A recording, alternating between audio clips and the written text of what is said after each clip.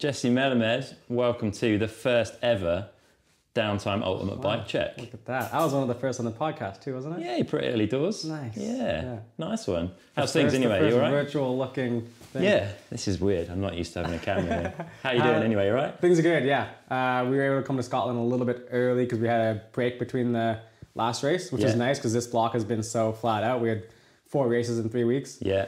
And then so it was nice to come here and like just go for rides and have fun. Not like a training ride or like a recovery ride. It was just go out in the woods and have fun, which is all what we all like to do. So it was a good reset. So we came into this week pretty stoked. Cool. You got some good locals as well that know the trails that you can hang out with, like Bex and Chloe. And exactly. And Lewis was here too. So that was really cool. It's always good to ride with the locals of the place, and they show you the kind of the best trails. Yeah. And then the speed and like the way to ride them. So it was perfect. Excellent. Good stuff. Well, before we talk about this lovely beast, let's talk a little bit about you. Sure. How tall are you? I think we remeasured 167 centimeters. Okay. And what do you weigh these days, roughly? Like 68, 69 kilos. Okay. Is that with riding kit or? No, that's usually like on my bathroom scale. Yeah, fair enough. So a little bit more than that with riding gear and stuff. Yeah. Cool. So are you guys pounds here? No, kilos. Well, we'd be stone traditionally, but I think most people understand kilos. I know what stone is. I hope so. Yeah, okay. So what bike have we got here? Same one as last year. Same one we talked about before is the Rocky Mountain Altitude.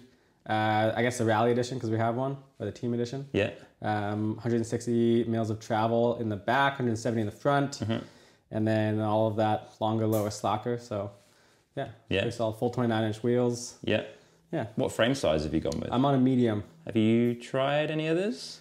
The small, I'm like, Remy's directly in between a large and a medium, and I'm quite like on the, let's say the small's too small for me. Yeah, okay. And the medium's just slightly too big. Okay. So that's why I've kind of played around with some things. Like I kept the reach adjust mainly for that, not the reach adjust, the angle set. Yeah. Mainly for that reason is just to like bring the reach a little bit shorter. Okay. And then we have this Rad 9 chip that we can kind of play with. So this does more than this does. Yeah. So I can kind of keep the geo in a good spot and then shorten my reach by that. Got you. Okay. Yeah. So how much, what is it angles wise? Do you know where you've ended up? 64 on the dot, I believe. Yeah. Yeah. Okay. And that's brought the reach down to? That's like under, so this is a stock in full slack would be 449, which full slack is a 64 degree head angle. So I liked everything about the full slack position. Yeah. But I just wanted to reach it a little bit shorter. So this brings it back, I think, 3 to 5 mils, something like that. Okay, not a big change. Not a big, I mean, we're talking small changes, everything that we can do. Yeah. Because I think I would be, like the previous bike we were on, the Slayer, was a 442 mil reach. And that, even then I thought it was big for me. But I think that would maybe suit me a little bit better. But I mean, these guys are designing bikes that they see the industry wants. Yeah. And so they're not really, this bike is not designed to fit my exact height. For sure. So yeah, I feel like we have to do a little bit of changes. Tweaking. And hence the custom ride chip, right? Yeah, that was again to like bring it back into a zone that I really liked while using the angle set. So it's like you change one thing and then you could change all these other things. Yeah, it's not straightforward, is it? Yeah. Never is. Frame material, you got the carbon. Full carbon, yeah. Was there ever a choice there? Did you ever think about the alloy version? Never thought about it. Okay. Don't know if we have the choice. Okay, interesting. I don't know frame weights. I can't imagine our alloy frames are that heavy. I know that they do a lot of work with those frames, but I never even thought about it. I mean, I think we build a lot of flex into the bike in other areas, so yeah. You're happy with that? Yeah, fair play. And what about chainstay length? Have you done anything there? Is that a custom? Yeah, this is a mid chip. Okay. Felt the short was too short, the long was too long. Yeah. So I have Goldilocks. I really liked the feeling of the long chainstay. Okay. Like climbing and just all out like brawling. I thought it felt so good. Like the suspension was so active. Yeah. But I found it kind of pushed me forward into turns. Like you'd be turning in your back wheel so far that it kind of pushed me way too far. Okay. Yeah. So I kind of just counteracted that a little bit. So I lost some of that really good suspension performance, but then gained a little bit of room in the back, I guess. Yeah. Do you know where you've ended up lengthwise? Yeah, it should be 443. Okay. Yeah, because it's a 437 and a 447.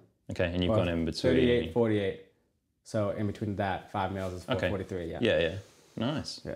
Good stuff. Let's talk a little bit about cockpit, I guess. Sure. So start off bar width. Oh, this is a new one. I kept going shorter this year. Yeah. I'm at 720.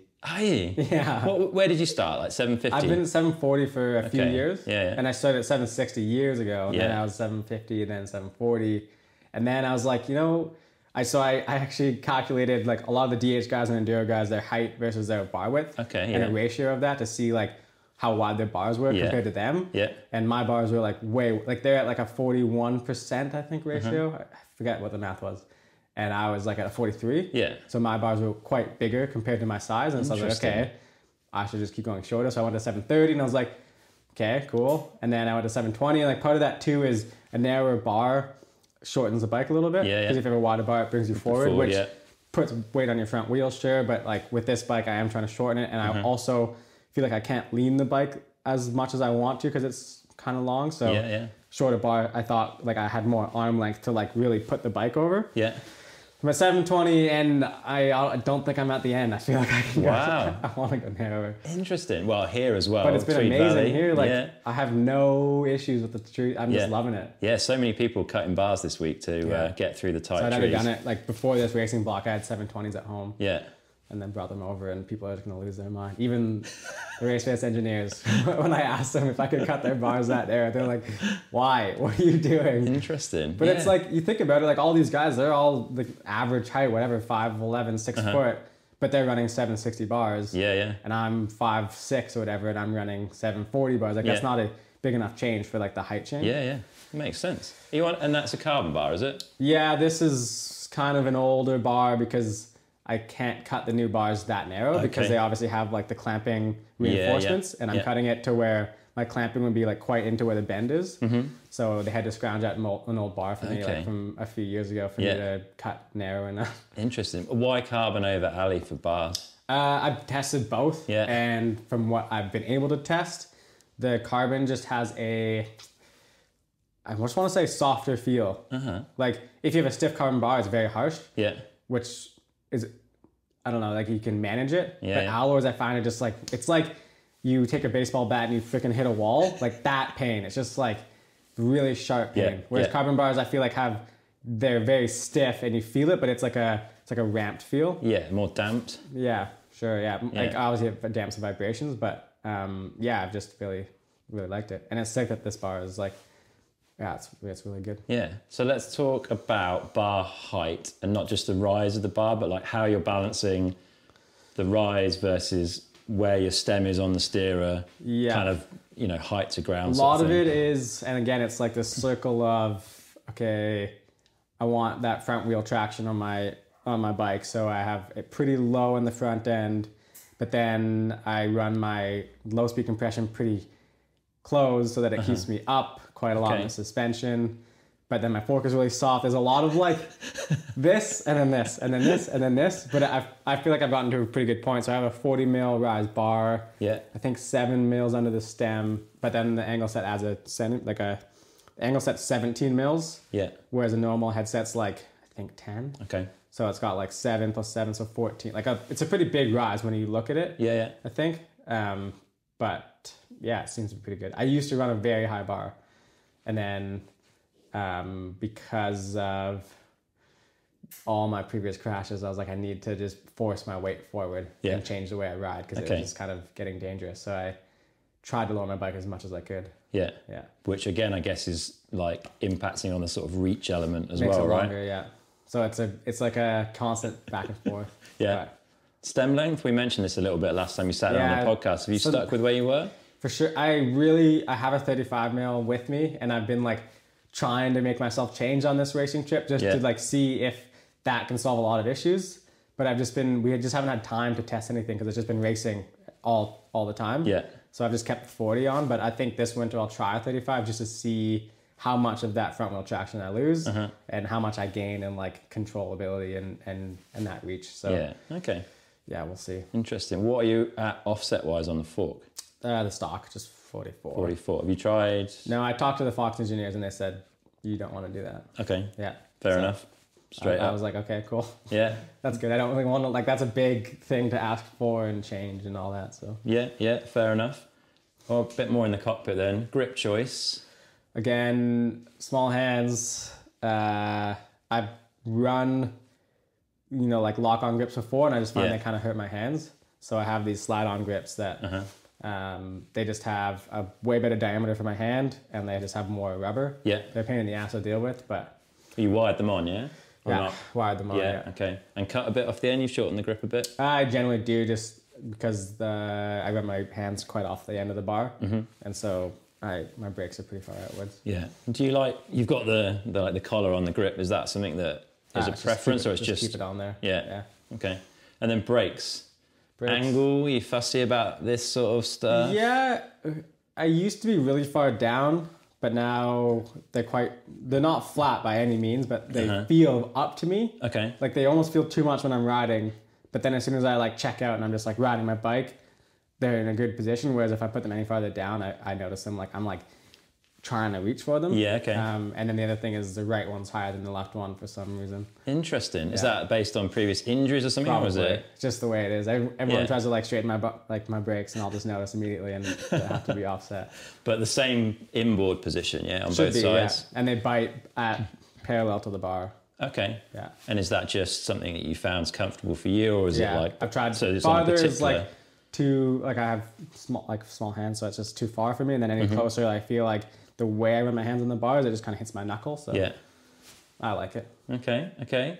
And you're running handguards this year? Yeah, those were a funny coincidence. This guy like just used a photo of me and ALN on his like marketing, because like I had my broken hand and she had something else, and we were just kind of like, hey, you can't just like use these photos of us. And then he's like, well, I'll send you some handguards. I was like, sure, whatever. And then I ended up just kind of liking them. I've had a lot of issues with, because I run my hands off the end, like I have broken my pinkies a lot of times, and I was like, you know what, I should probably give these a chance. And since then, I've kind of been really stoked. It honestly, like, I forget about them now, but when I first started, it gave me a sense of protection. Okay. So that I could ride a little bit while they're like closer to trees or whatever, and not be as worried. Okay. So I kind of like that confidence that it gave me. Interesting. Yeah. What about here where it's super cold? Do you find it's helping keeping your hands warm? A little bit, the breeze off? And the other thing too is like, you know, if you crash, it's like, it's that handguard, not your brake. Yeah. So in Canada, I had a pretty big crash into a rock pile and snapped the handguard off, and my brakes were completely fine. I got up, brakes were in the same spot, and I could finish the stage no worries. Whereas sometimes you'd break your brake or something. So from then on, I was like, I don't love I like the look of these ones the best. Like I don't like the look of them when the bike is stopped. But on like in photos or videos, I think they look sick. But they're a little bit like just there. Nice. And is that a custom bracket to fit around the XTR? XTR, exactly. Yeah, because the first ones he gave me didn't work with the XTRs, so I got him to make those, which is sick. And then I fouled them out a little bit more just because I run them farther out than most people, I think. Yeah. Very nice. Talk a bit about brakes then. So you're running XTR calipers and levers? Yeah, full XTR. 200 mil rotors. Got the new 6-bolt freezer rotors, which is pretty sick. Those are pretty cool. Yeah. Just a little bit more, like, just felt stronger, more solid. Yeah. Do you know what width the rotor is? I think it's the same. I think Shimano, I don't think they changed the width. They just have that aluminum plate sandwich in between it for cooling. Nice. And you're on the fin pads as well? Yeah. Have you tried like any different pads, like compounds wise? Yeah, we're running half and half. Oh, are you? Now, so half organic, half semi in the same caliper? Yeah, because I was noticing, I think it was in Ludenville, that I'd go to brake, like that was so much cornering. Yeah. And I'd go to kind of brake check in a corner and just kind of skid out. Okay. So I wanted a little bit less bite. Yeah. But I still wanted the power, so I just kind of did half and half, and since then it's been pretty good. Do you think that helps sort of multi-condition as well? Like when it's wet, there's less difference in braking performance? Or? Possible, yeah. Yeah? Okay. Tyres, start on the front. So it looks like an Assegai. Yeah, Assegai 2.5 double down. Back is the same, but DHR2, so 2.5 double down. Yeah. Max grip. Yeah. Any inserts? Currently, no, not for this slot. Okay. Yeah. Yeah, because I guess there's not a huge amount of rock around here, and the conditions are soft. So hitting stuff hard's less of a risk, I suppose. Yeah, and it's just a big day of pedaling, so. Yeah. Just experimenting with it. Are you fussy about sealant volume? I've heard some people are like quite... I was noticing it in Cran, Montana, where it was a lot of jumps. Like you could feel the wheel doing this, and I was kind of like just about to ask to have like no sealant because it just really annoyed me. Yeah. But no, I just let my mechanics do it and not really think about it. Fair enough. What about your wheel set then? Just stock turbine R's. They're pretty solid. Like We like running the alloys because there you can see the damage visibly more. Like if you hit the rim, carbon, you might not see the damage you've done anywhere. Whereas this one will dent it. It dents. I've smashed my wheels in the last 3 races going, but finished the race no problem. Okay. So I'm like, they're really good, and like they're usually a really strong solid. Like at home, like I have really no issues. Yeah. But then you come to racing and you're just going so fast, and you're like missing lines, and you're just chucking it into rock garden. So I mean, we put these wheels through like the maximum abuse they're gonna get. But yeah, you can look at like Remier ALM. Like we have race wheels and practice wheels, and there's a lot of these because we have the wheel stickers. Yeah. And they've got wheels that have been going like 3 or 4 races strong. So fair play. That's a lot. Yeah, it's pretty good for that level of racing, isn't it? What do you know what the internal width is on the rims? 30. Both front and rear. Yeah. And then spoke count? 32. 32 front and rear as well. Yeah. And then are you doing anything different in spokes or tension or build patterns? No. Just stock? Straight up. Interesting. Okay. Cool. Let's talk a bit about suspension. And I think everyone always wants to kind of know clicks and pressures and stuff, but I sort of feel it's not that useful because we might weigh a similar amount, but you're riding 10 times harder and faster than me. People ask me all the time, and I just send them to my YouTube because I have a bike check, and so it's just easier to like go look at that. I think it's a good start. I've always wanted just a starting point. Like I always like scoured videos when I was watching downhill for like what was Gwyn running, what were these guys running, just to like, okay, that's what they're running. I can start there, and then I can change it to what I feel like I need. Yeah. So I think it's always good to have a starting point. It's pretty much like, I mean, you could just start in the middle of the road with everything, and you'd be pretty good setup. So. Yeah. Cool. What's your sort of, I guess, philosophy for setup? You mentioned earlier you run quite a lot of low speed compression to keep the bike up, but then you're running it quite soft. Soft on front and back now. Yeah. I don't know why, it just makes me feel better. I think I started running the back soft against just slacking the bike out to get that reach shorter. Yeah. And then maybe I just softened the front to match it. We did a testing session last year, I think, after Zermatt, before finale. And I ended up going quite soft on the fork until it was pretty good. And then I've left it pretty much at that, like 80 PSI on the fork for the last 2 years now. Okay. Yeah. Do you know what sag that's giving you roughly? Close to 20. I think it's like 18. Okay. Yeah, fair enough. And on the rear? Rear's 30, dead on. Yeah. Okay. I was 33 last year, but the springs aren't the exact. I'm gonna ask this winter for a 400-pound spring that's softer. Okay. Because it's like the 25-pound increment's like pretty. It's like it's like 3 PSI or something. Yeah. Like, not that much, but I want like just a tiny bit softer. Because I find like sometimes it's a little bit too. Yeah, it's just pushing me forward a little bit too much. Yeah, interesting. And then you start changing the clickers, and it works, but it just affects something else. So. Yeah. Okay. What about high speed compression? You running much? Fork and shock. Shock, I'm more closed than the fork, I would say. Okay. Yeah, fork's pretty open. Yeah. Why would you say that you're running more on the back?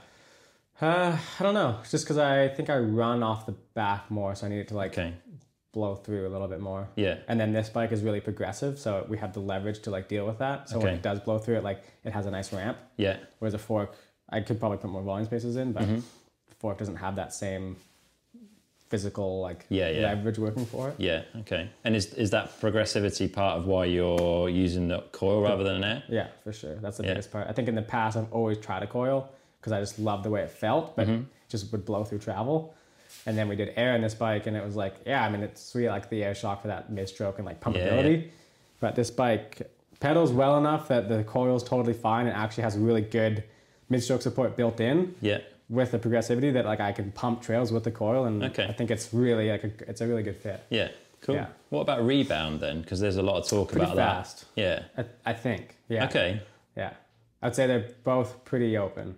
Like, I know I kind of know the clicks off the top of my head, but within a couple clicks of open for sure. Yeah. How do you decide when fast is fast enough of your rebound? Like what? You go too fast and then you feel it and then back it off. Like it'll start bucking. Okay. Yeah. Like when you're getting kicked. Yeah, like different kicks. So like high speed is if you're doing a big compression or like you have a big hit and you just like have a really big rebound thing. Yeah.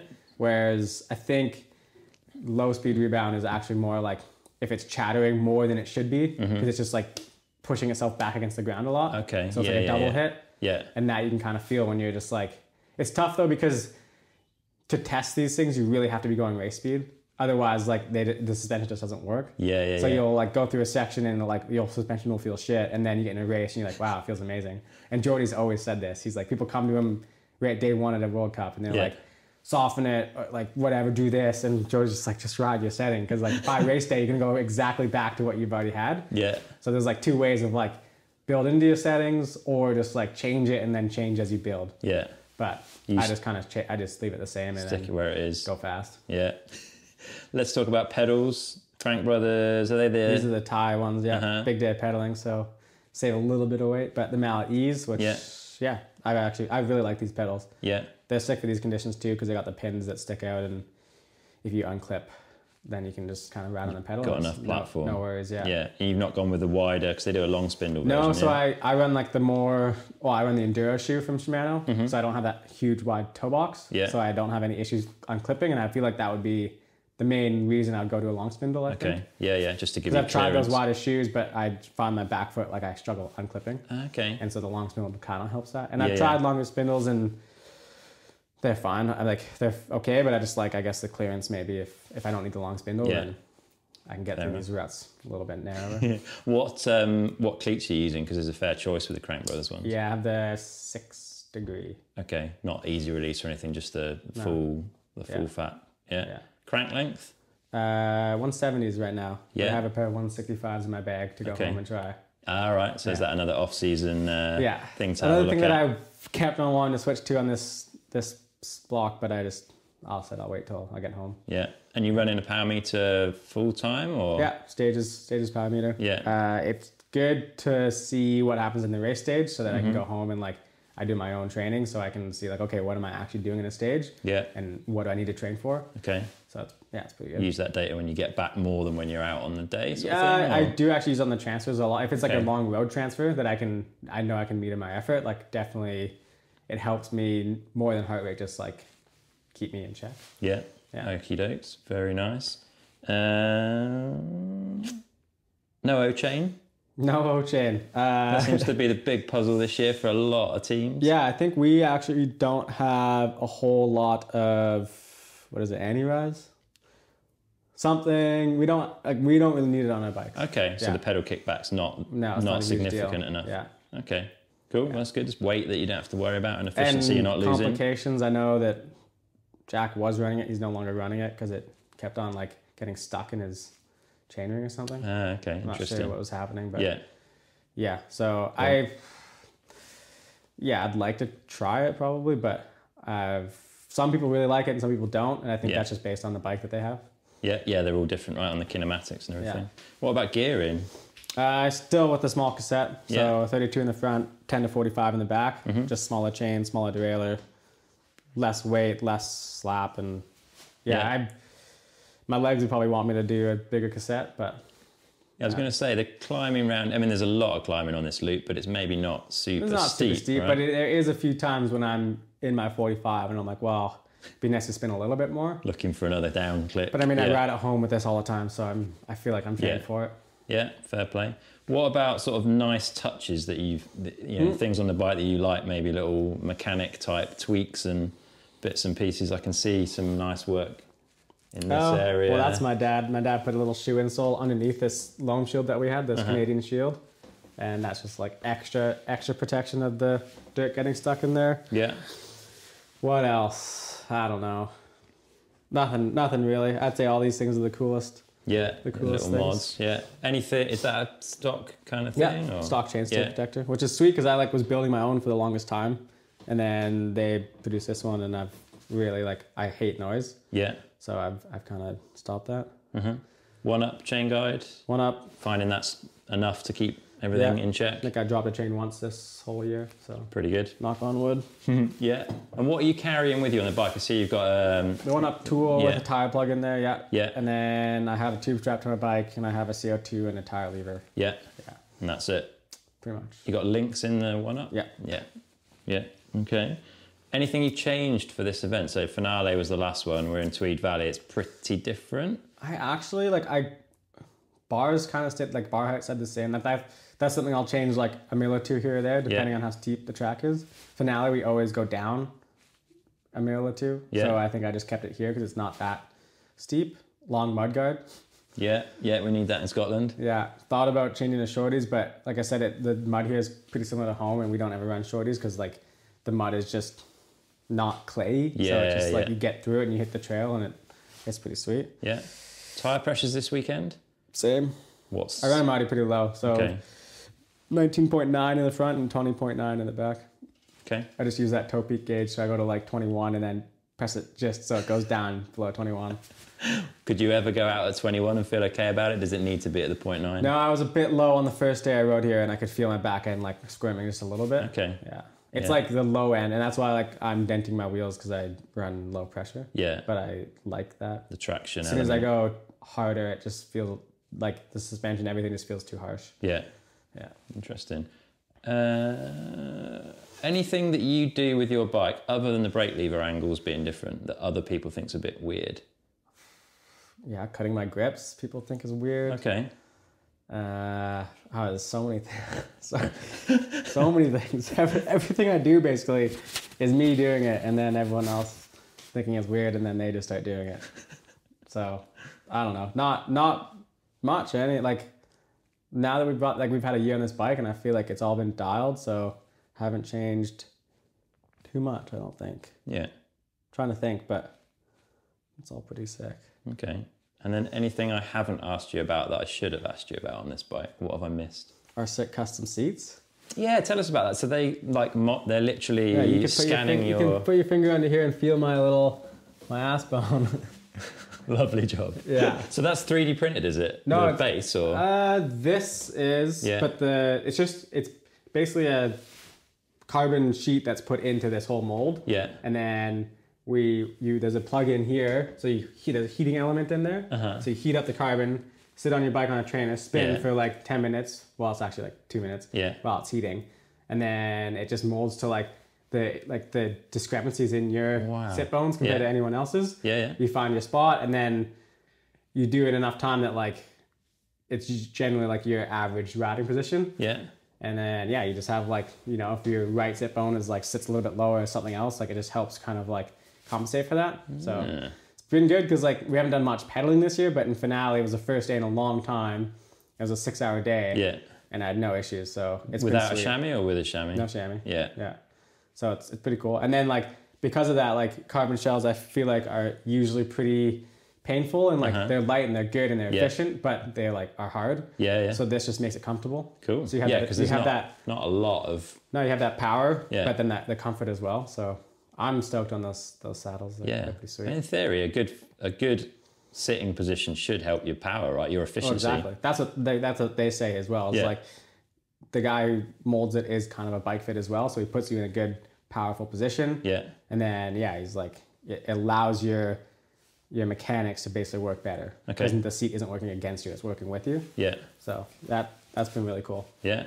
And it's cool because they're from Vancouver, and the guys are really rad. Nice. And it's a skateboard company to begin with, so it's awesome. pretty cool. What's the company called? Well, so this is Reform, and it's basically a sister company of Land Yachts. Okay. Who make those longboards and stuff. Yeah.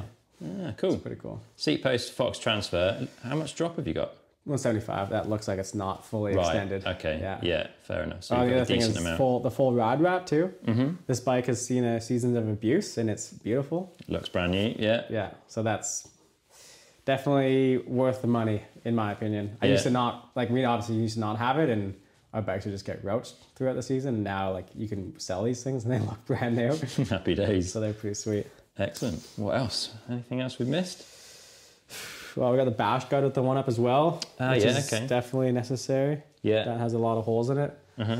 Saves the chain ring. Yeah. I don't think so. Sweet. Hard to say. All right. We'll find something as soon as we say we've finished, right? Yeah, probably.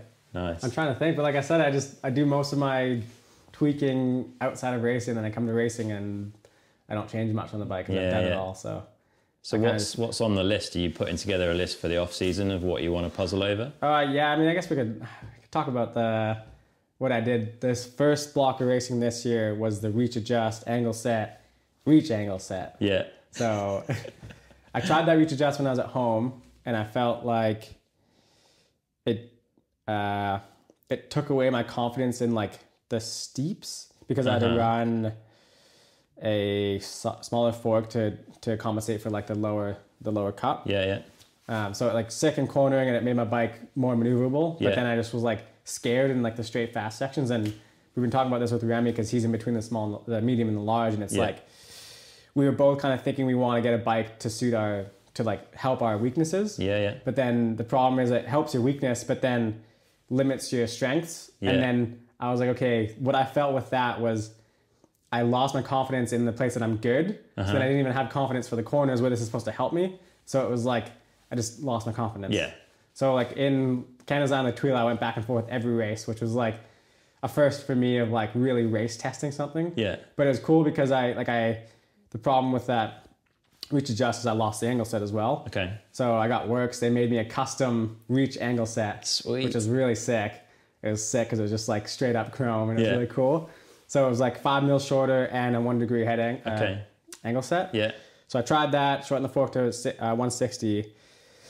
And yeah, like it rode well. Like I got third, fourth, like every race, even though I was changing my bike every race. So like it worked, but it just didn't like, it just took away from the fun part of my riding, where I could just like, this thing whatever I'll say about the bike being whatever size it is, I can just do whatever I want with this bike. Huck it into anything, just go straight line fast. And then I can still make it around the corners. Like I'm not the sickest cornerer, so I feel like I make it work anywhere.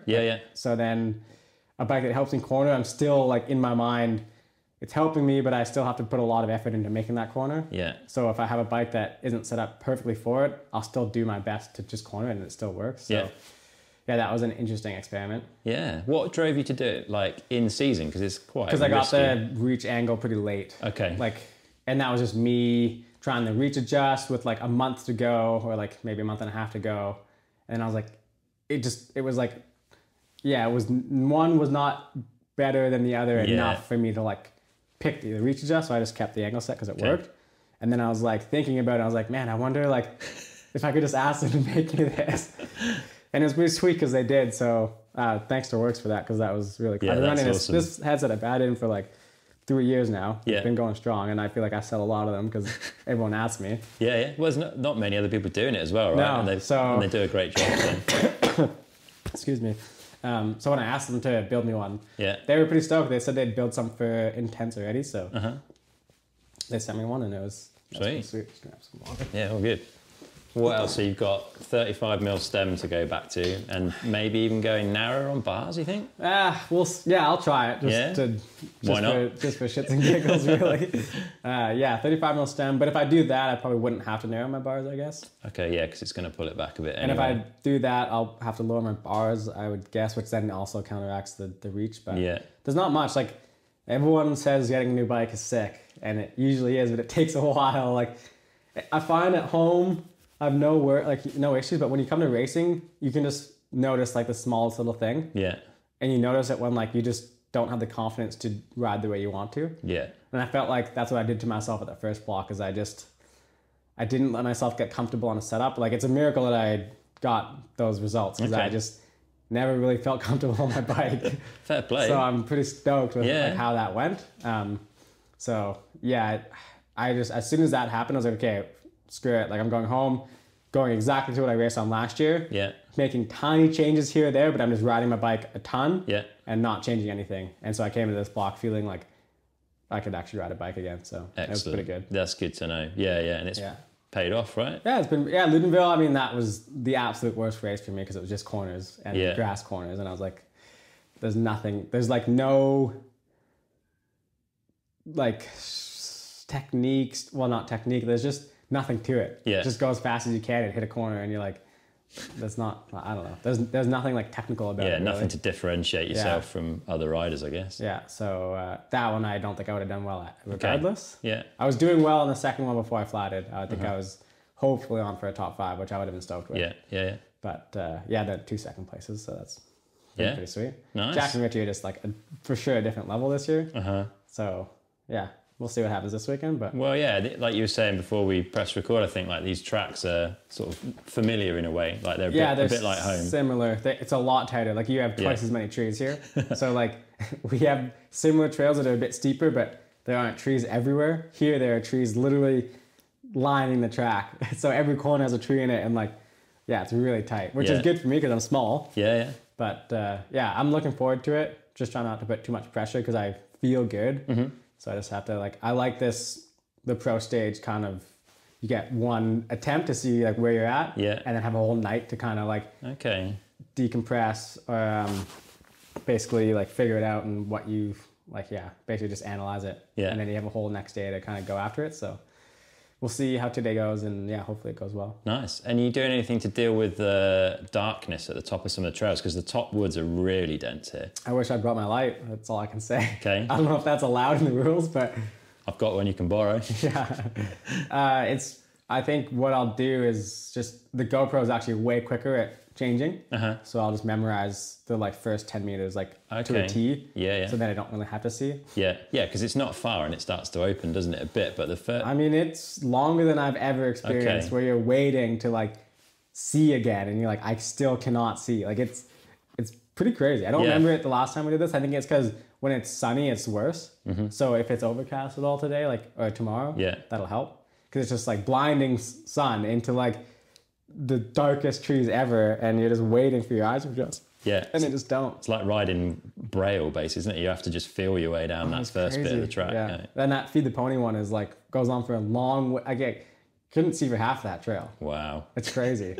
Makes it fun, doesn't it? Honestly, it does. It's just a little bit scary. Fair play. Well, best of luck for the rest of the weekend. Thanks for taking us through the bike and being the first ever downtime bike check. Well, it was nice to meet you face to face for once. Nice one. And we'll catch up again at some point in the near future, I'm sure. Sounds good. Wicked. Cheers, Jesse. Thanks.